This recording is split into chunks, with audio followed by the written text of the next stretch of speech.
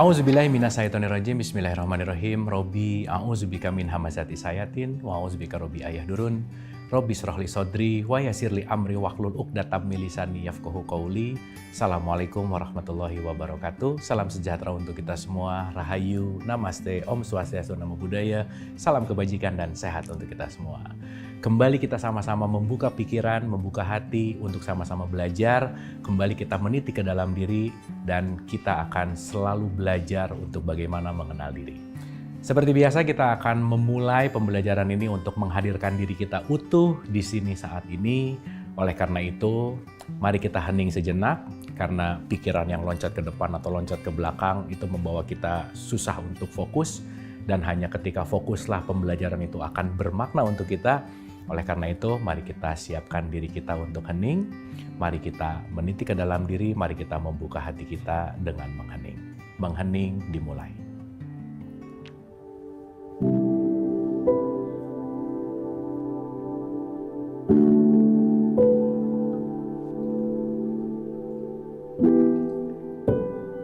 Selesai. Terima kasih. Semoga kita sudah hadir utuh di sini saat ini dan kita sudah siap untuk belajar sama-sama.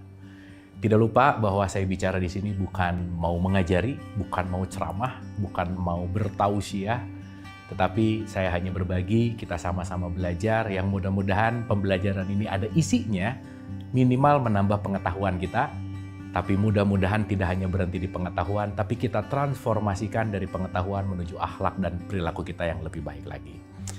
Mari kita nikmati perjalanan pembelajaran ini dan kita sama-sama untuk selalu membuka pikiran dan hati kita.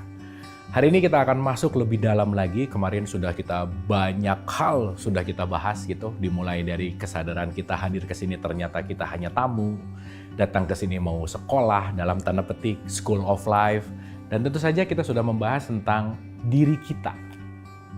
Bahwa kita ini punya software dan hardware. Dan hari ini kita akan lebih dalam lagi untuk membahas siapa diri kita, who am I? Siapa sih diri kita yang sejati? Apa sih kita? Terbuat dari apa? Untuk apa kita diberikan semua kelengkapan ini?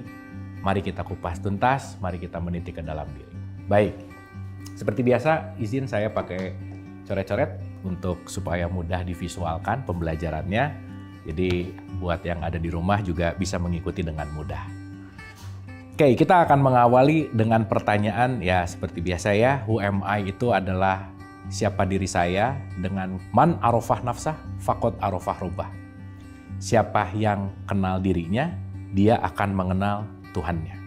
Baik, kita akan mulai dari statement. Saya seperti biasa akan mengutip kitab suci Al-Quran. Di surat 57 ayat 3 itu dikatakan bahwa dialah yang awal dan yang akhir. Nah, yang jadi pertanyaan, perjalanan kehadiran kita ini kan tentu saja melalui banyak fase begitu. Karena manusia kan nggak tiba-tiba jadi langsung manusia, enggak. Selalu ada fase. Di mana proses itu selalu ada untuk mencapai hasil. Apalagi udah kita bahas bahwa kita ini adalah manusia, makhluk yang paling mulia dan sempurna. Nah, oleh karena itu, mari kita mulai lebih menyadari lebih dalam lagi kesempurnaan kita ada di mana, kemuliaan kita ada di mana, sehingga kita bisa imbang, balance, kita adalah makhluk yang mulia dan sempurna. Baik, sekarang kita renungkan begini. Kalau dialah yang awal dan yang akhir, berarti semua berawal dari sang pencipta itu sendiri gitu. Jadi kalau boleh saya gambarkan, kalau saya kasih simbol bahwa semua datang dari tempat yang sama, let's say di sini ada Allah begitu. Berarti startnya dia, finishnya juga adalah dia. Datang dari Allah dan akan mau kembali ke Allah gitu kira-kira. Nah sekarang kita bicara tentang who am I. Kalau berbicara tentang who am I, seperti yang sudah dicontohkan, dan ini diulang-ulang supaya pengulangan itu akan membuat kita lebih paham gitu ya. Jadi pengulangan itu juga penting. Makanya banyak ayat di Quran kan yang diulang-ulang gitu. Karena menariknya ya, diulang-ulang aja suka lupa, apalagi nggak diulang-ulang gitu. Itu poin pentingnya. Makanya pengulangan itu penting. Berbicara masalah kehadiran manusia, manusia ini adalah memiliki tubuh fisik, tetapi tidak hanya tubuh fisik. Kita kemarin sudah bahas bahwa kita juga memiliki tubuh non-fisik dalam tanda petik. Maka ada bagian jasmani dan ada bagian rohani. Maka kalau kita mau gambarkan bagan dari diri kita sebagai manusia, yang nanti kita akan mengerti kenapa ini disebut mulia dan sempurna, gitu kira-kira. Begitu kita terlahir ke semesta raya, melalui rahim perut ibu kita, gitu. Kita terlahir sebagai bayi. Disitulah kita terlahir sebagai yang namanya adalah jasmani, gitu kira-kira. Di mana jasmani ini nanti kita akan mengerti bahwa itulah yang disebut dengan yang namanya wadah. Maka kalau wadah itu pasti adalah sebuah kemasan.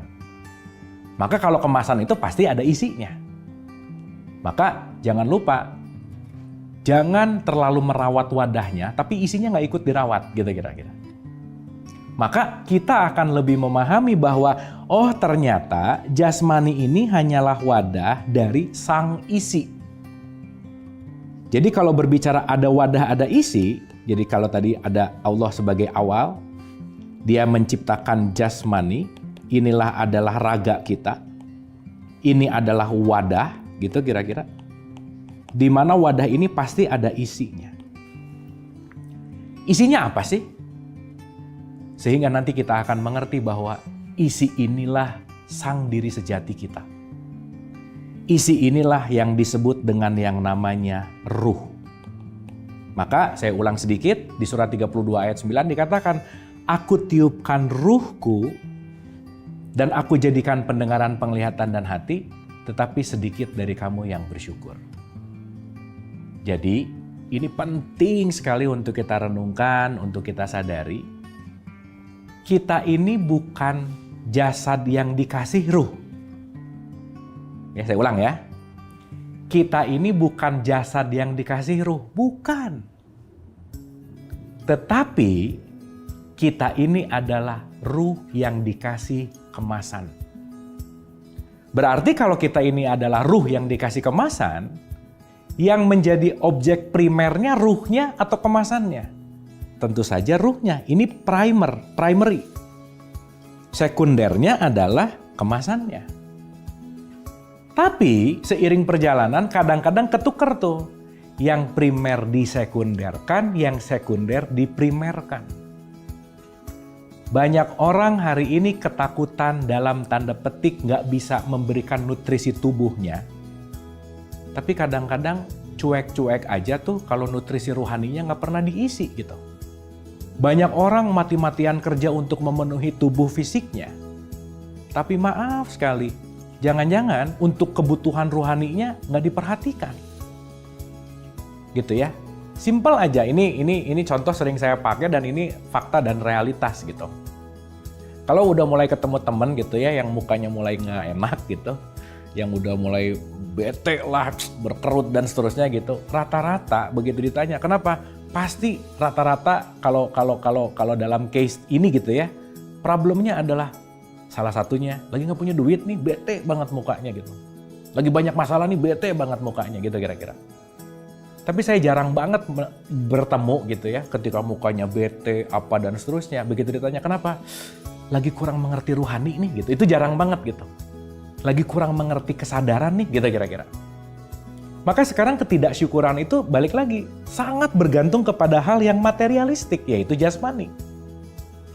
Maka yang memiliki bobot, beban di dalam hidup kita, itu adalah jasmani, itulah yang disebut dengan yang namanya materi. Maka kalau hidup berasa berat, melangkah berat, menjalani kehidupan yang berat, berarti jangan-jangan kita terlalu materialistik. Maka sudah saatnya kita berpindah haluan, tidak terlalu fokus kepada materi, tetapi masuk ke dalam kesadaran ruhani gitu kira-kira. Mudah-mudahan sampai sini ditangkap dulu ya. Mudah-mudahan sampai sini kita bisa memahami dulu. Oh ternyata diri saya yang sejati itu adalah ruh percikannya Allah, percikannya Tuhan. Maka sering dikatakan di surat 24 ayat 35, Allahun nur, aku adalah cahaya. Jadi sejatinya kita ini adalah cahaya yang dikasih kemasan. Kita ini adalah cahaya yang sedang diberikan bentuk wujud fisik gitu kira-kira. Maka dari cahaya akan kembali kepada cahaya. Pertanyaan berikutnya, kalau kita adalah ruh yang sedang diberikan kemasan, kita datang ke sini dipilih untuk melakukan sebuah tugas dalam tanda petik. Oke, saya kasih contoh sederhana. Oh, ternyata diri kita ini berlapis-lapis nih. Jadi kalau saya sebut ini sebagai manusia, ternyata faktor paling luar manusia itu adalah jasadnya. Dan ternyata bukan hanya jasad nih yang kita punya. Ternyata bagian core atau inti dari kita, kehidupan kita itu adalah ruhnya.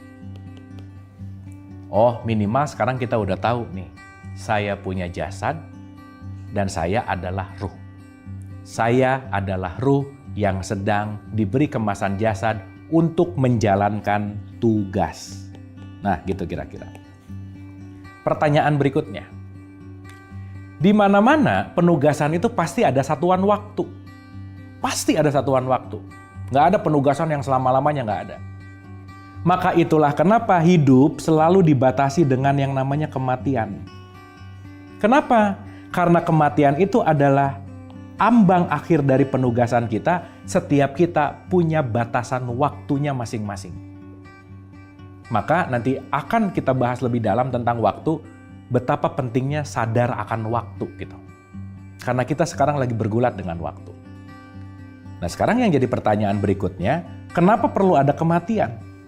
Kenapa sih manusia harus mati? Nggak hidup aja terus. Kenapa harus dikasih waktu? Karena semua penugasan pasti akan dimintai pertanggungjawaban. Maka banyak kitab suci mengatakan, emang kamu aku ciptakan main-main gitu kata Tuhan, kata Allah. Bahwa segala yang aku ciptakan ini pasti ada tujuannya. Dan nggak ada yang sia-sia gitu. Meskipun nanti kita akan mengerti, kehidupan ini juga disebut sebagai permainan. Tapi permainan yang tidak bisa diisi dengan main-main, itu poinnya. Nah, sekarang pertanyaan berikutnya lagi, kayak ini banyak nanya supaya kita bangun nih gitu. Karena biasanya pertanyaan itu menggugah kesadaran. Dan supaya kita sama-sama bisa saling belajar gitu ya kira-kira. Apa yang dipertanggungjawabkan? Ingat waktu di awal tuh ada statement, jangan sampai kita terlalu sibuk mencari sesuatu yang pada akhirnya nggak bisa dibawa pulang. Yang akhirnya pertanggungjawabannya tidak membawa kita untuk pulang dalam keadaan baik gitu misalkan. Saya rasa kita semua pengen endingnya dalam keadaan husnul khotimah kan. Tapi kan dalam tanda petik husnul khotimah di ujungnya ada tanda bintang, syarat dan ketentuan berlaku. Apa? Pertanggungjawabannya harus baik gitu. Maka kenapa sih kita harus waspada dalam melakukan apapun? Karena mengingat bahwa apa yang kita lakukan selalu terrecord, tercatat sebagai pertanggungjawaban kelak gitu kira-kira. Nah, ini yang paling penting. Apa yang dipertanggungjawabkan? Apakah jasad kita? Apakah ruh kita? Dan mungkin ini juga sesuai dengan studi gitu ya. Banyak yang belum bisa membedakan mana jasad, mana ruh, dan mana yang dipertanggungjawabkan. Jadi kita akan lebih dalam lagi nih. Ternyata kalau kita berbicara jasad, jasad itu expirednya di tempat pemakaman umum selesai. Karena jasad terbuat dari tanah, akan kembali ke tanah. Jadi bukan masalah jasad nih yang dipertanggungjawabkan. Karena waktu kita bahas software dan hardware, tangan ini melakukan sesuatu bukan karena kehendak tangan, tetapi kehendak software yang mengendalikan tangan. Maka tangan ini hanya alat, tergantung programnya. Kalau programnya baik, tangannya akan baik. Programnya buruk, tangannya akan digunakan untuk keburukan. Maka selalu ada dua mata uang gitu. Ada baik dan buruk dalam sesuatu gitu. Nah, berarti yang akan dimintai pertanggungjawaban bukan faktor fisiknya, tetapi programnya. Dan program itulah yang namanya adalah bukan ruh, bukan jasad yang dipertanggungjawabkan, tetapi inilah yang disebut dengan yang namanya jiwa. Atau dalam bahasa Arab disebut nafs. Maka kenapa konteks mati selalu diidentikan dengan nafas? Kulun nafsin zaikatul maut. Setiap yang berjiwa akan merasakan, mengalami yang namanya maut atau kematian itu sendiri. Gitu. Oke ya, sampai sini minimal kita ngerti dulu. Oh, ada jasad, fisik. Oh, ada jiwa, programnya. Oh, ada ruh, esensinya. Dan ketiga hal ini menyatu dalam diri kita, itulah yang disebut dengan yang namanya mulia dan sempurna. kesempurnaan kita karena ada 3 part penting, yaitu jasad, jiwa, sama ruh. Pernah dengar ya bahwa kematian itu adalah dicabutnya nyawa. Jadi kematian itu urusannya sama nyawa. Nah terus kalau kita balik ke catatan tadi, nyawa ada di mana ya? Kok di sini cuma ada ruh, jiwa, sama jasad? Ternyata yang disebut tekan dengan nyawa atau senyawa adalah perpaduan antara ruh sama jiwa. Itulah yang disebut dengan yang namanya nyawa. Maka kalau orang dicabut nyawa, dia meninggal. Tapi kalau jiwanya aja yang dalam tanda petik dicabut, dia bisa dalam keadaan tidur. Maka setiap malam sejatinya kita mengalami kondisi di mana jiwa kita sedang digenggam oleh Yang Maha Kuasa, oleh Allah atau oleh Tuhan. Maka waktu tidur, program kita nggak nyala. Maka nggak ada orang yang bisa berbuat jahat, nggak ada orang yang bisa berbuat baik dalam keadaan tidur. Gitu ya, pada tahapan ini, setidaknya kita ngerti dulu, oh ada jasad, oh ada jiwa, dan oh di situ ada ruhnya. Di surah 17 ayat 36 itu dikatakan, janganlah melakukan sesuatu yang kamu tidak mengerti atau tidak tahu pengetahuannya. Kenapa? Karena sesungguhnya pendengaran, penglihatan, dan hati akan diminta pertanggungjawaban. Berarti kita mengerti bahwa hasil dari apa yang didengar, dilihat, dipikirkan, itulah yang akan menjadi program jiwa kita. Maka nanti kita akan mengerti setiap proses pembelajaran hidup kita sejatinya hanya untuk membersihkan jiwa kita. Karena hanya jiwa yang bersihlah yang bisa pulang dalam keadaan husnul khotimah. Semakin kita mau membersihkan jiwa, semakin tingkat kedewasaannya naik, udah pasti. Maka itu nanti akan berkaitan sama jiwa kita. Oke, sekarang kita pakai analogi yang lebih simpel supaya kita bisa lebih mengenal perbedaan dari yang 3 ini. Oke, saya akan pakai gampang aja ya, supaya pemirsa di rumah bisa mulai mengaplikasikan dalam kerangka berpikirnya. Dan bukan hanya jadi tahu, tapi bisa mulai benar-benar merasakan gitu. Itu poin pentingnya. Oke, saya kasih contoh sederhana nih. Saya rasa hari ini nggak ada orang yang lepas dari handphone misalnya. Kalau ini anggap aja handphone gitu kira-kira. Kan handphone juga kalau dianalogikan mirip sama kita tuh. Miripnya di mana? Ada bagian hardware, ada bagian software. Nggak mungkin handphone hardware tapi nggak ada softwarenya, nggak mungkin. Oke, sekarang kita analogikan sederhana. Bagian paling luar handphone itu namanya adalah casing. Oke? Saya kalau cuma punya casing, ya jelas-jelas nggak bisa nelpon lah. Orang cuma punya casingnya doang, nggak mungkin bisa nelpon. Maka casing itu akan dianalogikan sebagai jasad. Oke? Casing itu dianalogikan sebagai jasad. Sekarang kalau yang namanya handphone, ya dia harus punya power dong, harus punya energi dong. Maka semua handphone pasti perlu yang namanya baterai. Baterai itu adalah sumber hidup. Sang hidup. Energi. Maka sang hidup atau energi itu dianalogikan sebagai ruh. Maka ruh, sang hidup, energi atau cahaya itu kita analogikan sebagai baterai yang membuat kita hidup. Jadi kalau nggak ada ruh, kita nggak hidup. Bahkan nanti kita mengerti bahwa kita adalah sang hidup itu sendiri gitu. Tapi sekarang casingnya ada, baterainya ada, apakah udah bisa nelpon? Belum. Kenapa? Belum ada yang bisa menghubungkan kepada provider. Itulah yang disebut dengan yang namanya SIM card. Kecil, tapi potensinya besar banget. Nggak ada SIM card, nggak ada keterhubungan sama provider, nggak bisa kita saling berkomunikasi. Itulah dianalogikan sebagai yang namanya jiwa. Kalau seandainya kita tidak punya SIM card, tidak ada yang akan menghubungkan kepada provider. Si jiwa inilah nanti yang akan menjadi penghubung. Si jiwa inilah yang nanti yang akan menjadi core system di dalam kehidupan kita. Di mana si jiwa inilah nanti, SIM card inilah nanti kalau kita berbicara masalah handphone, yang akan dimintai tagihannya. Dan nanti kita akan mengerti, keterhubungan ini tergantung dari tingkat hikmah tergantung dari perbuatan baik, maka pulsa kebaikan itulah yang akan menentukan jiwa kita akan bersih atau jiwa kita akan tetap kotor. Itu adalah pilihan kita. Jelas ya? Maka selalu kita sama-sama memberi semangat untuk memperbaiki jiwa kita.